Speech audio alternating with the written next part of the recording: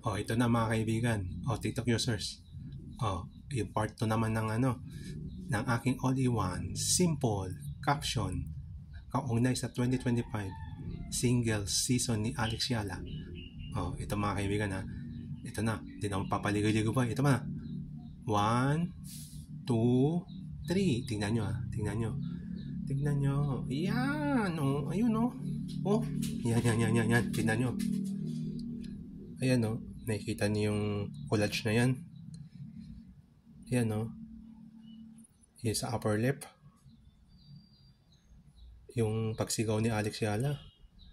Kung saan nanalo siya sa saan ba yun?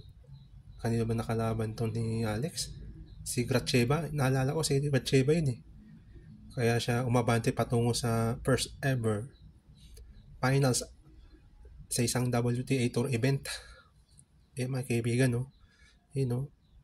napasigaw siya sa saya eh. Dahil tinalo na si Gracheva sa semis. At nakarating siya sa kauna-unaan niyang finals appearance sa isang WTA Tour event. At yan ay ang Lexus Eastbourne Open. Yan mga kaibigan At nung nakaharap na niya si Maya Joint ng taga-Australia sa finals, ay naku mga kaibigan, isa-isayin ko na yung caption tungkol dyan sa nangyaring Lexus Eastbourne Open, kung saan ang event na yan ay WTA 250 grass earth event. Sa damo siya lumaban. 'Di ba noong una sa Miami Open sa hard court, pero dito sa Eastbourne Open grass court naman. Pero yung napansin ko yung laro niya doon sa grass court na yan, mabagal yung pagtalbog ng bola eh. Napapansin ko yung pagtalbog ng bola doon sa isang grass. Mabagal pala tumalbog yung bola doon sa grass court kumpara sa hard court.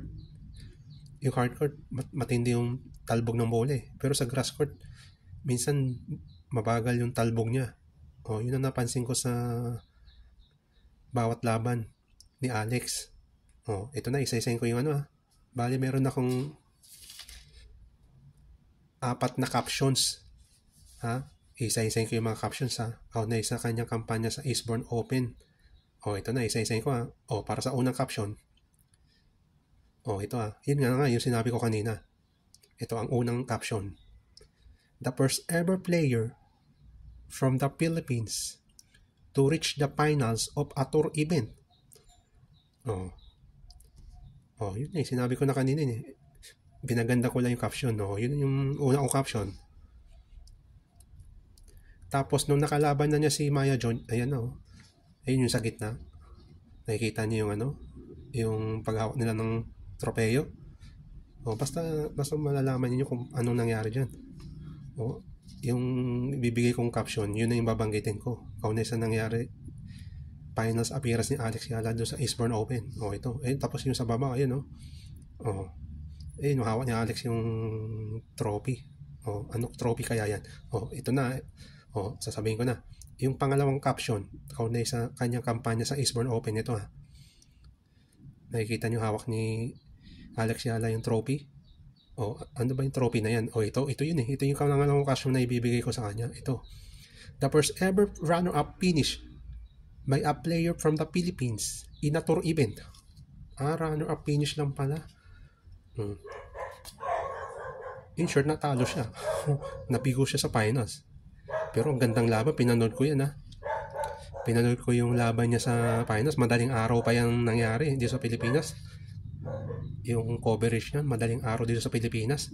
Nako, mag-aalas 5 na ng umaga nung natapos yung laban nila. Ang tagal ng kanilang bakbakan. Mag-aalas 5 na ng umaga eh. Pinapuyatan ko pa yung panonood ng laban na yan ni Alex. Pero sayang talaga yung pagkakaano niya, Basta yun. Ito yung pangatlo. Ito yung pinaka talagang itong katlong caption kong ibibigay para dyan sa kampanya ni Alex. Ito, yung sa Eastbourne Open. Ito yung pangatlo eh. Ito yung pangatlong caption. Makapigil hininga, ngunit sayang. Sayang talaga. Sayang. sayang talaga yung ano na yun, 4 na championship points na sana. Nasayang talaga, oh. Eh, magaling yung kalaban niya, eh. Magaling si Alex. Ay, magaling si Alex, pero si Maya talaga ang nanaig. Talagang matibay talaga to si Maya joint. Sobra. Pero si Alex magaling niya, kaya kung sasabihin hindi magaling si Alex, magaling talaga yan, eh. Paano nakapasok sa finals yan? Sa WTA Tour event pa yan, ha? 250. Pero sayang talaga, nangihinayang. Talagang ano, eh. Nanghinayang talaga ako, sayang. 4 na championship points na sana. Ang daming tsansa. Nawala. Oh. Oh, yun eh. Ito yun eh. Ito yung ika-4. And ika-4 at ang huling caption na aking bibigay kaunay sa kampanya ni Alex sa Eastbourne Open. Ito yun, no? Ito yung nangyari. Ito yung caption, no? Ito yung ika-4 at huli. Ito yun eh. Ito yun, no? The longest tie break game in her career so far. Oh. Pinaka mahabang tie break game ni Alex sa kanyang career so far, ha? Biro mo. Yun nga, 4 na championship points ang binigay kay Alex, kaya lang nasayang. Eh, talagang magaling yung kalaban niya. Kaya tingnan niyo yung nasa bottom left. Ayun, no? Napaiyak nga si Alex dyan, eh. Naging emotional siya sa kuha niya ng runner-up finish, pero malaking karangalan para sa bansa natin yan, ha. First ever player mula sa ating bansa na umabot sa finals, tapos nag-runner-up pa. O, hindi biro yung pinagdaanan ni Alex. Kaya yung panonood ko ng nung laban na yan, no.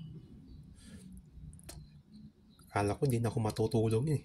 Inabot ng halos alas 5 ng umaga, eh. O, yun na yun. O, at yan ang part 2 ng aking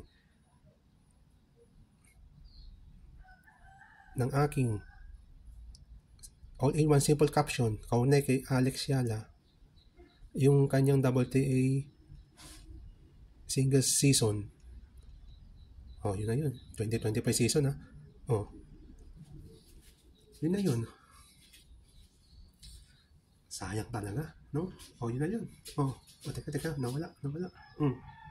Nawala, oh. Oh, yun, oh. Oh, yun. Bumalik na, no? Ayan na. Yun na yun, oh. Oh, yun na yun. Sayang talaga, oh.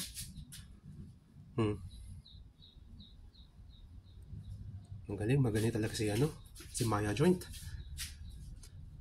Pero di bale, marami pa naman pagkakataon si Alex na makakamit na rin balang araw yung WTA Tour title.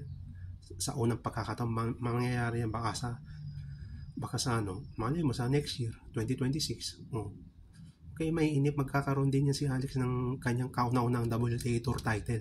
250, 500, 1,000 o Grand Slam. Bahala na. Basta mahaba pa yung tataking landas ni Alex. Okay, mag-alala mga kaibigan. Yun na yun. Yun na yung part 2 ng aking simple caption ni Alex. All-in-one.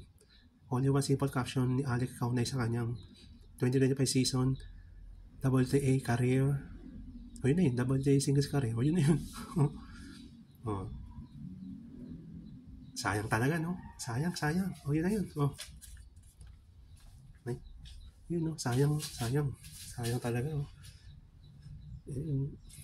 Binabalik, Alex, kaya mo yan. Darating tayo sa teka, nawala naman. Oh, yun, oh. Yun. Oh, yun, oh. Oh, yun na yun, oh. Bye-bye.